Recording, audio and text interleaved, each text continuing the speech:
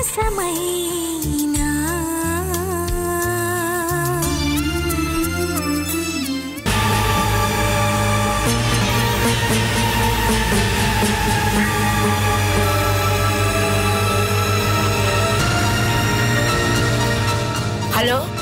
ആ, ഞാനാ മണിയമ്മേ. ആ, എന്താ സാറേ?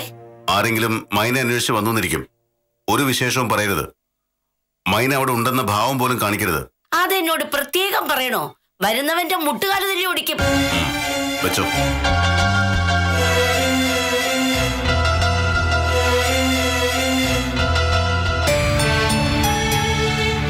ആരാ മണിയമ്മയെ വിളിച്ചേ? മോളുടെ ഏട്ടനാ. മോളെ അന്വേഷിച്ച് ആര് വന്നാലും വീട്ടിൽ കയറ്റരുതെന്നാ. ഇവിടെ ഉണ്ടെന്ന് പോലും പറയരുതെന്ന്. എത്ര കാലം ഇങ്ങനെ ഒളിവ് താമസിക്കുന്നേ? അതൊക്കെ സാർ തീരുമാനിക്കും. പോലീസുകാരനല്ലേ, എന്തെങ്കിലും കാണാതെ ഇങ്ങനെയൊക്കെ ചെയ്യൂ? ആശുപത്രിയിൽ നിന്ന് ഡിസ്ചാർജ് ചെയ്ത് കൊണ്ടുവരാൻ എന്നെ തന്നെ ഏൽപ്പിച്ചത് എന്താ? 4 ആള് വന്നാലും അമ്മിണി ഒറ്റയ്ക്ക് മതിയെന്ന് സാറിനറിയാം. എന്നെ അത്രയ്ക്ക് വിശ്വാസാ.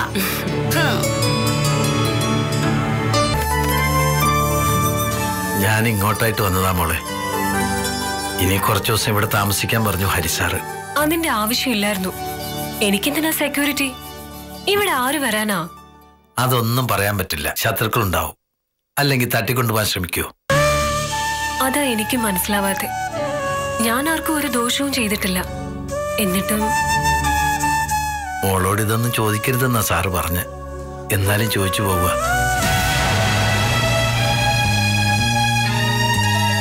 മറ്റുള്ളവരെ ഉപദേശിക്കാൻ മാത്രം അറിവുള്ള മോക്ക് എങ്ങനെ ഈ അബദ്ധം പറ്റി? എനിക്കുണ്ട് പ്രായമായി വരുന്ന ഒരു മോള്. ഇങ്ങനൊരു അപവാദം അവള് കേൾപ്പിച്ചാൽ രണ്ടാമതൊന്നും ആലോചിക്കാതെ ഒരു മുഴം കയറിൽ തീർക്കും ഞാൻ എൻ്റെ ജീവിതം.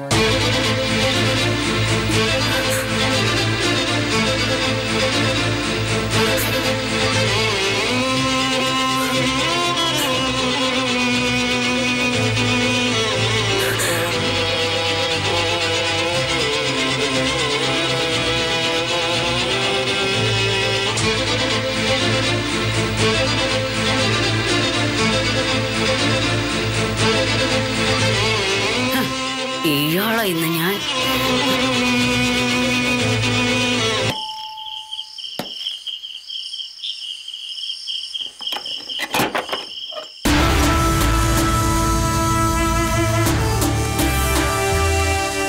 കാത്തിരിക്കായിരുന്നു. ഞാൻ വഴക്കിനാണെങ്കിൽ വേണ്ട. വേണം. വഴക്കിനാണെങ്കിലും അല്ലെങ്കിലും എനിക്ക് സംസാരിക്കണം. അവളെ നോക്കണ്ട. അവൾക്ക് കേൾക്കാൻ പറ്റാത്ത ഒന്നും ഇവിടെ പറയുന്നില്ല. കൊച്ചുകുട്ടിയൊന്നുമല്ലല്ലോ. അവൾക്കൊരു കുടുംബമായതല്ലേ. എന്താന്ന് വെച്ചാ ചോദിക്കേ, അല്ലെങ്കിൽ പറയേ. ഞാൻ ചോദിക്കാൻ പോകുന്ന എന്താണെന്ന് ഹരിക്കറിയാം. ഉത്തരം പക്ഷെ എന്താണെന്ന് എനിക്കറിയില്ല. വെറുതെ കാട് കയറി സംസാരിക്കാതെ ചോദിക്കാനുള്ളത് സ്ട്രെയിറ്റ് ആയിട്ട് ചോദിക്കേ. മൈന എവിടെ പോയേട്ടാ? അവള് ചോദിച്ചു തന്നെയാ എനിക്കും ചോദിക്കാനുള്ളത്. മൈനെ നിങ്ങൾ എവിടെ ഒളിപ്പിച്ചു? ഞാൻ എങ്ങും ഒളിപ്പിച്ചിട്ടില്ല. പിന്നെ ആരാ ഒളിപ്പിച്ചത്? അതെനിക്കറിയില്ല. അർജുൻ ഇവിടെ വന്നിരുന്നു. അവിടെയും വന്നു കാണും. വന്നിരുന്നു. അവൻ പറയുന്നതും ശ്രദ്ധിച്ചു തുടങ്ങി. ഇവിടെ എല്ലാവരും ശ്രദ്ധിക്കില്ലായിരുന്നു. അവനെ അടിച്ചിറക്കി വിടുവായിരുന്നു. അവൻ പറയുന്നതിൽ പലതും സത്യമല്ലായിരുന്നെങ്കിൽ. ഏട്ടൻ ഞങ്ങളോട് എന്തെങ്കിലും മറയ്ക്കുന്നുണ്ടോ? മൈനെ അർജുനിൽ നിന്ന് മാറ്റിയത് ഹരിയല്ലേ? ഒരു സിമ്പിൾ ആയിട്ടുള്ള ആറ്റിറ്റ്യൂഡ് ശ്രദ്ധിച്ചോ? എന്താ? അതായത് അറ്റ് പ്രസന്റ് മൈന മിസ്സിംഗ് ആണ്. എവിടെയാണെന്ന് അറിയില്ല. ആ ഒരു അവസ്ഥയിൽ ഒരു ഏട്ടൻ എന്നുള്ള നിലയിലും ഒരു SP എന്നുള്ള നിലയിലും ഹരിയേട്ടന്റെ റിയാക്ഷൻസ് ഇതായിരിക്കേണ്ടതാണോ? ഹരിയേട്ടൻ അന്വേഷിക്കുന്നുണ്ടാവും. സിദ്ധുവിന് ഹരിയേട്ടനെ അറിയാഞ്ഞിട്ടാ. അനിയത്തിമാരുടെ നേരെ ഒരാളെ നോക്കിയെന്നറിഞ്ഞ അവന്റെ കുടുംബക്കാരെ മുഴുവൻ വരട്ടുന്ന ആളാ ഹരിയേട്ടൻ. അത് മാത്രല്ല, he's A sincere police officer. ഒരു പരാതി എഴുതി കിട്ടിയ റാങ്കും ഡിഗ്നിറ്റിയും നോക്കാതെ നേരിട്ട് അന്വേഷണത്തിന് ഇറങ്ങി പുറപ്പെടുന്ന ആളാ ഏട്ടൻ. പ്രത്യേകിച്ചും കുഞ്ഞുങ്ങളെ സ്ത്രീകളെ ഉപദ്രവിക്കുന്ന കേസുകളിൽ. അങ്ങനെയുള്ള ഒരാള് മൈനയെ കാണാതായിട്ട് പോലീസ് അന്വേഷിക്കുന്നുണ്ടെന്നൊരു തണുപ്പ മട്ടിലിരിക്കുന്നത് അത്ഭുതമാണ്. മാനസ എന്തുദ്ദേശിച്ചാ പറയുന്നത്? ഞാൻ മനസ്സിൽ മറ്റൊന്നും ഉദ്ദേശിച്ചിട്ടില്ല. ഉദ്ദേശിക്കാനാണെങ്കിൽ പല രീതികളിലും ഉദ്ദേശിക്കാം. പ്രത്യേകിച്ചും മൈനയെ പോലെ മനസ്സിലെ കള്ളത്തരങ്ങൾ ഒളിപ്പിക്കുന്ന ഒരാളെ കുറിച്ച് ഒരു സംശയം എനിക്കുണ്ട്. ഹരിയേട്ടന് അറിയാമായിരിക്കണം മൈന എവിടെ ഉണ്ടെന്ന്. അല്ലെങ്കിൽ പണ്ട് സിദ്ധുവിനെ അന്വേഷിച്ചതുപോലെ ഏട്ടൻ ഈ നാട് മുഴുവൻ അരിച്ചു പെറുക്കിയനെ. ഹരിയേട്ടൻ എങ്ങോട്ടെങ്കിലും മാറ്റി താമസിപ്പിച്ചു എന്നാണോ പറയുന്നത്? അങ്ങനെയും സംഭവിക്കാം. ഏട്ടൻ തീരുമാനിച്ചുറച്ച് മൈനെ ഒരിടത്തേക്ക് മാറ്റിയ പോലീസ് തന്നെ അവൾക്ക് സംരക്ഷണം കൊടുക്കും. പിന്നെ ആര് പരാതിയായിട്ട് പോയാലും കാര്യം ഉണ്ടാവില്ല. അങ്ങനെയാണെങ്കിൽ ഏട്ടനത് നമ്മളോട് പറഞ്ഞൂടെ?